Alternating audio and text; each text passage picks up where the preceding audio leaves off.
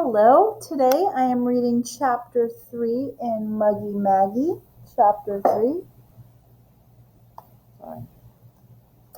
Maggie began to enjoy cursive time. She experimented with letters leaning over backward and decorated with little circles the way her mother dotted her eyes. She wrote messy G's with long straight tails the way her father made his Y's. "Why, Maggie," said Mrs. Leeper, "I find your cursive very untidy." "I'm writing like a grown-up," Maggie explained. The result was Mrs. Leeper's asking Maggie's mother to come to school for a conference. That day, Mrs. Schultz had to fill the gas tank of the car, go to the bank, buy paper for the computer, and take Kisser to the veterinarian for his shot. All this after teaching exercise classes in the morning. She was not smiling when she reached the school, still wearing her warm-up suit. She handed Kisser's leash to Maggie so she could take care of him during her conference with Mrs. Leeper. Here's a picture. Kisser was so happy to see a playground full of children that he wanted to jump up on everyone. Maggie had to hold on to his leash with both hands when her friends gathered around to ask why Mrs. Schultz was talking to the teacher. Joanne answered for Maggie. "Maybe Mrs. Leeper wants her to be room mother or something." "I bet," said Kirby on his way to the bus. "What did she say?" demanded Maggie when her mother returned and everyone had boarded the buses. "What did Mrs. Leeper say about me?" "Down, Kisser," Mrs. Schultz sounded cross.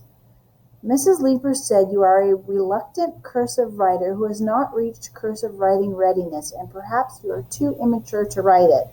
Maggie was indignant. "I am not," she said. "I am gifted and talented." Some people were gifted and talented, and some people weren't. At least, that was what teachers thought, and maybe no one had told Mrs. Leeper how gifted and talented she was.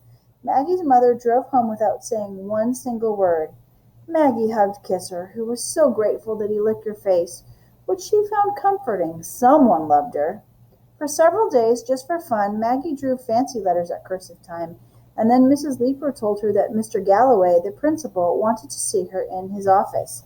On her way, Maggie, filled with dread, dawdled as long as she felt she could get away with it. "Hello there, Maggie," said Mr. Galloway. "Sit down and let's have a little talk." Maggie sat. She never enjoyed when grown-ups called it a little talk. Mr. Galloway smiled, leaned back in his chair, and placed his fingertips together like an A, with his thumbs for the crossbar. A printed A, of course. "Maggie, Mrs. Leeper tells me you're not writing cursive. Can you tell me why?" Maggie swung her legs, stared at a picture of George Washington on the wall, nibbled a hangnail. Mr. Galloway waited. Finally, Maggie had to say something. "I don't want to." "I see." Mr. Galloway spoke as if Maggie had something very important that required serious thought, lots of it. "And why don't you want to?" asked the principal after a long silence, during which Maggie studied the way he combed his hair over his bald spot. "I just don't want to," said Maggie. "I use a computer." Mr. Galloway nodded as if he understood. "That's all, Maggie," he said. "Thank you for coming in."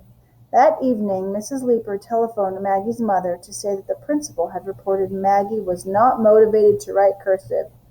"That means you don't want to," Mrs. Schultz explained to Maggie. "That's what I told him," said Maggie, who couldn't see what all the fuss was about.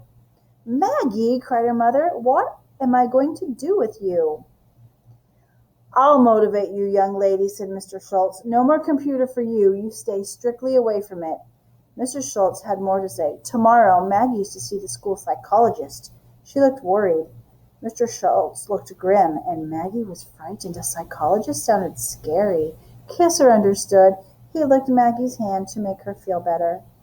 As it turned out, Maggie loved the psychologist, who talked in a quiet voice and let her play with some toys while he asked gentle questions about her family, her dog, her teachers, nothing important. He asked about her times tables, and almost as an afterthought, he inquired, "How do you like cursive writing?" Okay, answered Maggie, because he was a grown-up. A couple of days later, Maggie's mother said, "The school psychologist wrote us a letter." Maggie's feelings were hurt. He didn't seem like such a nice man. She had learned to be suspicious of letters from school. This was not the first. Mr. Schultz continued, "He says it would be interesting to see how long it will take you to decide to write cursive." "Oh," said Maggie. "How long do you think that will be?" asked Mrs. Schultz. "Maybe forever," said Maggie, beginning to wish she had never started the whole thing.